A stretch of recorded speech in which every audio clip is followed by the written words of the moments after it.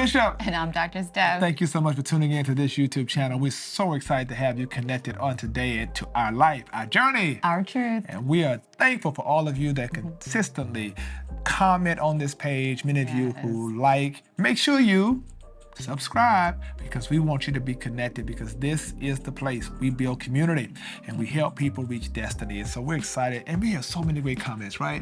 People really do communicate. We definitely read them. Please comment below. Yeah, and do all of that, and make sure that you know we're listening, paying attention, and thank all of you so much. Follow Dr. Steph on Instagram at Dr. Steph Walker. Follow me at Joseph Walker 3, and to get merch, we talked about, get our shirts and all those cool things, get books and things like that. Go to josephwalker3.org, and we can share that with you out there. So thank you so much in advance. So today, I want to talk about it. What do you want to talk about? I want to talk about why people have a problem with people being a wife moment. With people being what? Blessed. Thank you, baby. I love you. I love you too. But that's real, right? Like, why do people, when they see people walking in a blessing, people criticize it? But here's the other part.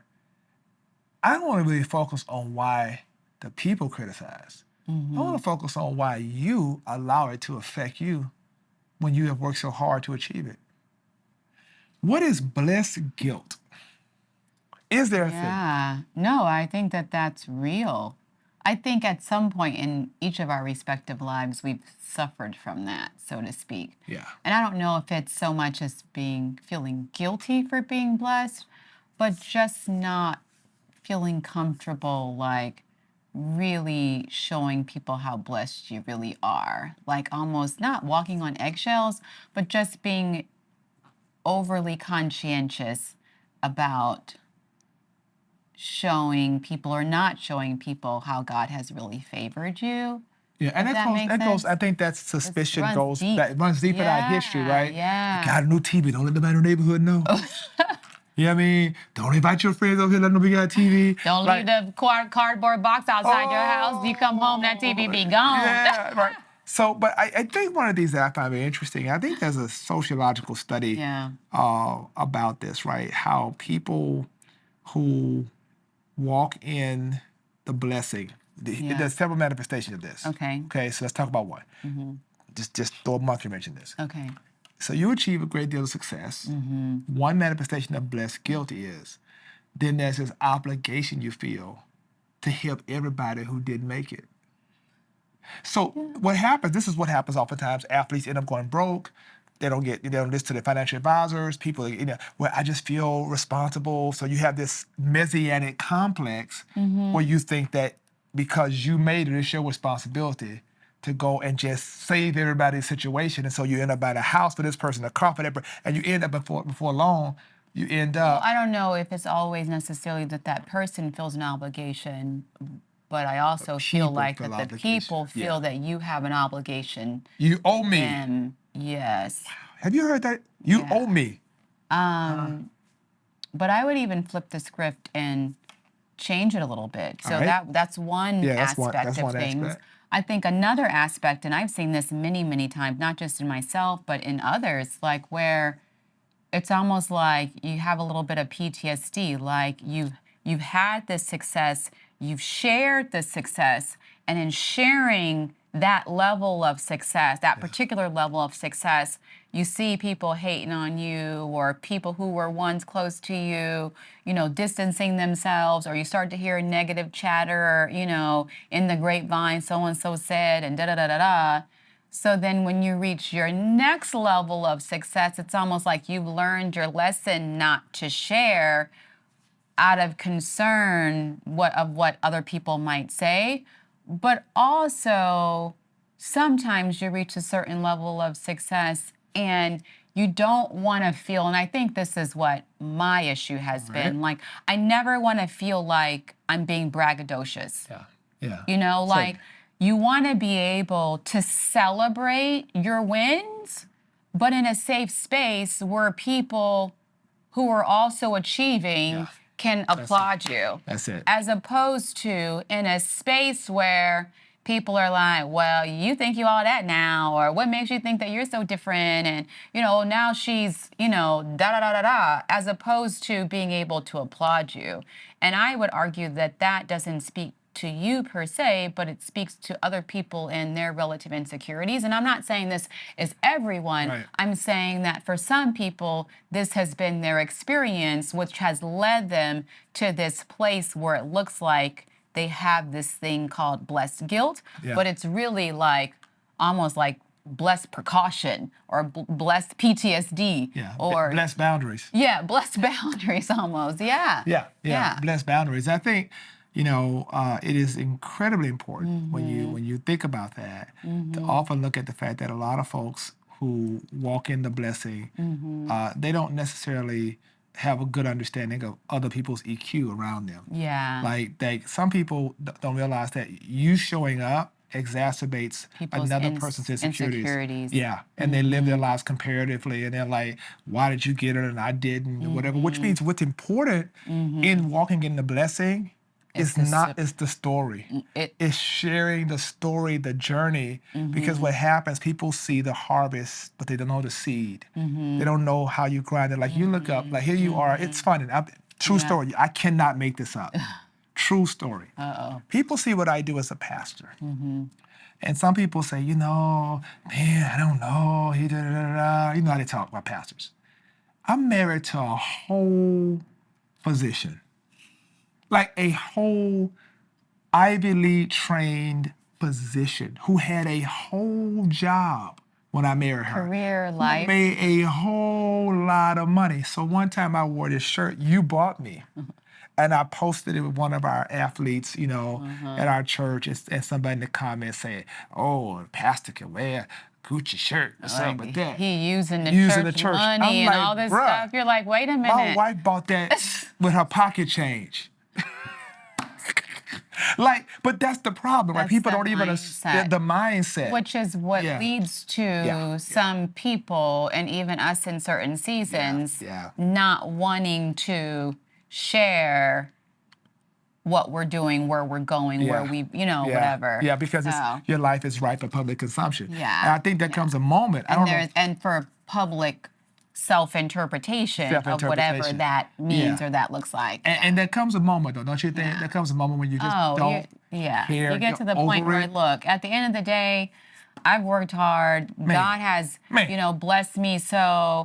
And at the end of the day, I don't want to walk around like a broke, busted, and disgusted Christian. What? Like, I should be able to show you the fruit of being a Christian, walking in purpose, on purpose, with intentionality, with God's hand on me, and this is what it looks like. And not being ashamed to show the world that this is possible when you are walking upright with Christ. Right. And I think that's important.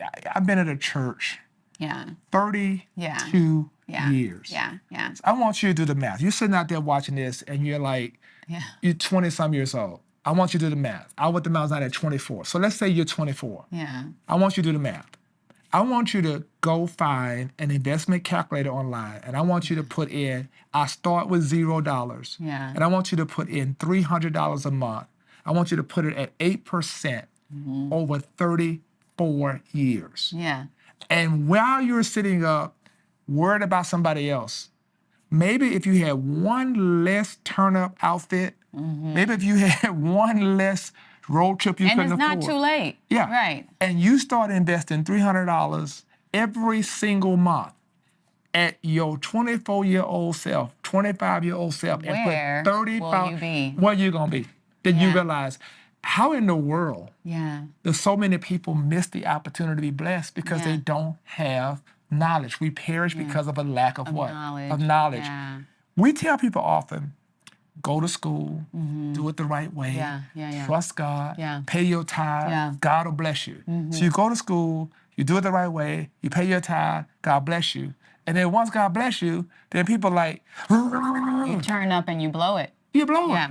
Yeah. And I just think it's so important that those of you that walk in the blessing of the Lord, get beyond the perception of people. Be okay being blessed. Unapologetically blessed. It's really okay. Yeah. You know, and I can say this from a place of not being comfortable, right? Not frequently, like he would have to tell me, go in and celebrate yourself. You just, you know, have this win. Man. Yeah. And I wouldn't feel comfortable celebrating because of what I would perceive. I would not want to hurt other people's feelings by celebrating myself. How crazy does that sound? That's crazy. Right? That's so crazy. So sort of understand the psyche that goes into that. Like, I think the flip side of this is if you can't share your wins with your friends, then those people are not your friends. Never. Right? That's not the right friend circle for you. Because those are like frenemies, those are haters, those are people who are looking at you sideways and, you know, what do you call them? You know, when you say something positive has happened, they turn up their nose or, you know, they're like, oh, oh, yeah. The crew. Yeah. As opposed to, go girl, get it, you know, wear your crown, queen, you know, or show me how to do it next time, you know. So as opposed to making sure that you have a crowd around you that will also applaud you while you simultaneously are applauding them and you guys are climbing together, sometimes we get trapped in these cycles of, well, we've been, you know, homies for this long, or we've been around each other for this long, or I have this allegiance, when the reality is those people really aren't your friends.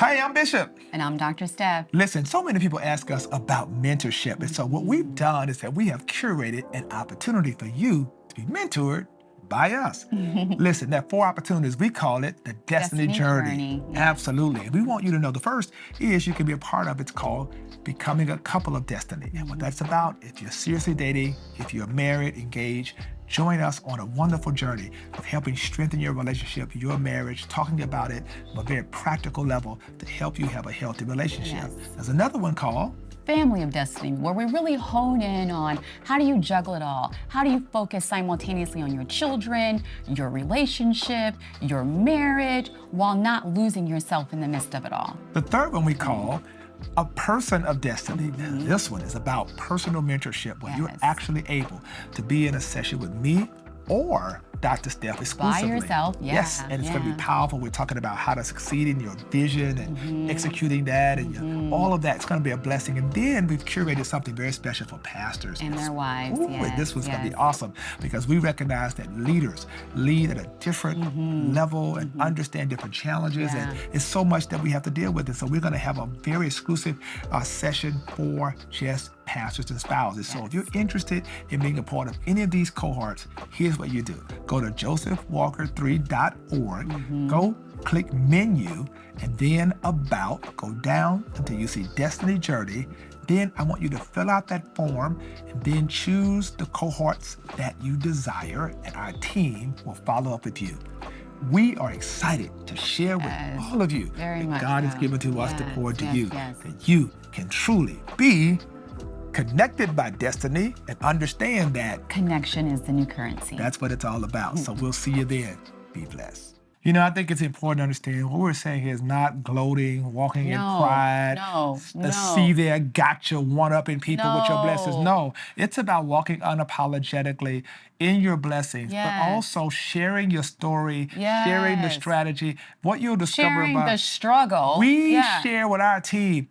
I pulled in the young people on our team and not so young people, and I said, look, y'all, I don't want you working around me if you're not going to take the path of being blessed. I want everybody around me blessed. I want to share with you what I learned, the mistakes I learned, and I want you to grow wealth. I want you to be prosperous. I want you to look over your life after 20 years and be like, man, the bishop told me something that changed my life, and that's why I'm debt free, and that's why I'm doing this. And that's why it's important to be around blessed people. Be a saucer. You may not be the cup, but catch the overflow of what God is doing in their life. And I think, that's so important. What I was going to say is, like, I think one of the reasons why we don't have to worry about, like, being braggadocious is because we are keenly aware of the fact that God did it.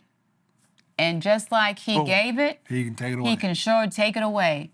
So you have to be very mindful of your intention, of the why behind the what. So are you celebrating because you're celebrating and you're genuinely proud of this moment? Are you celebrating to throw this in someone's face? Are you celebrating or, whatever?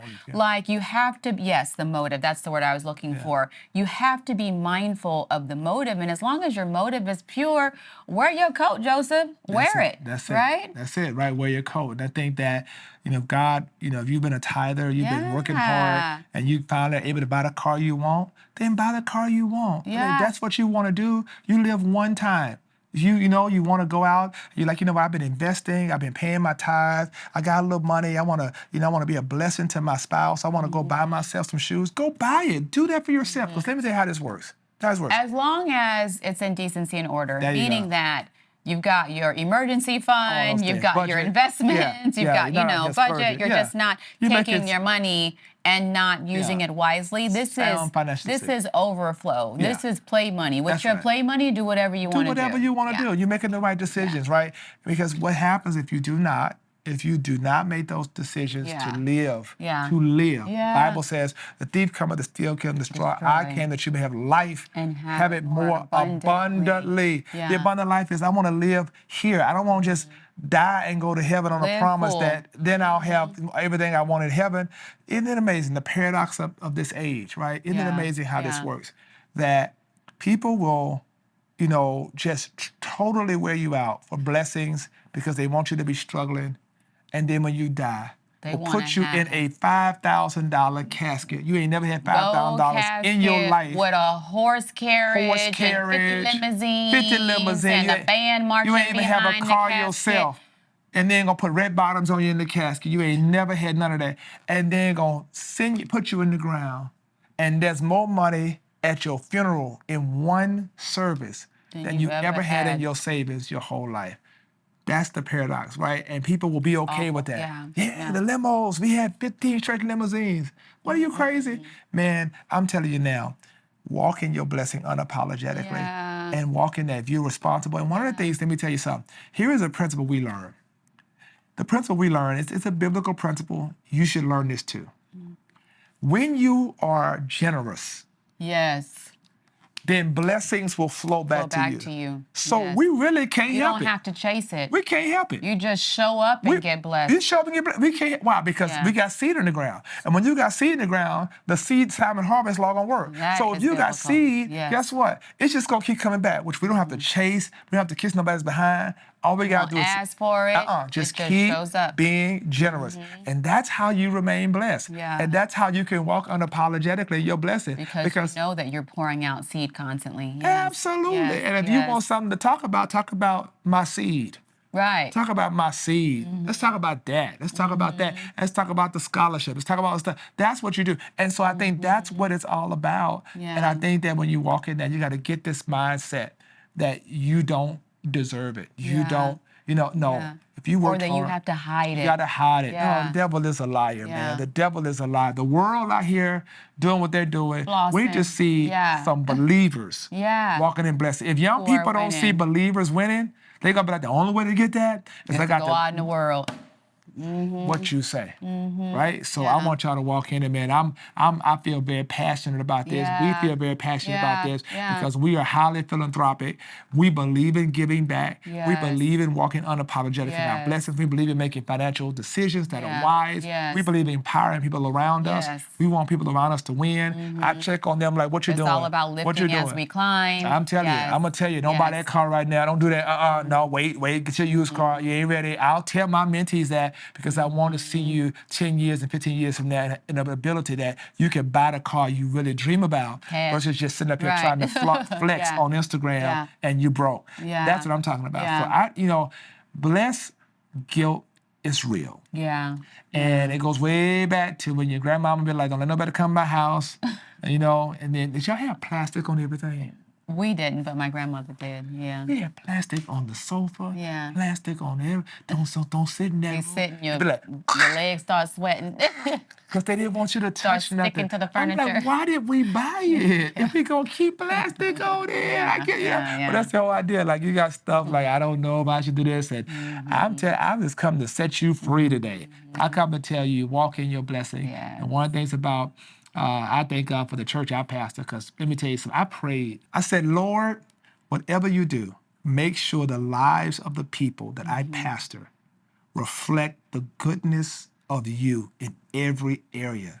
Let them be blessed financially, spiritually, emotionally, in every area.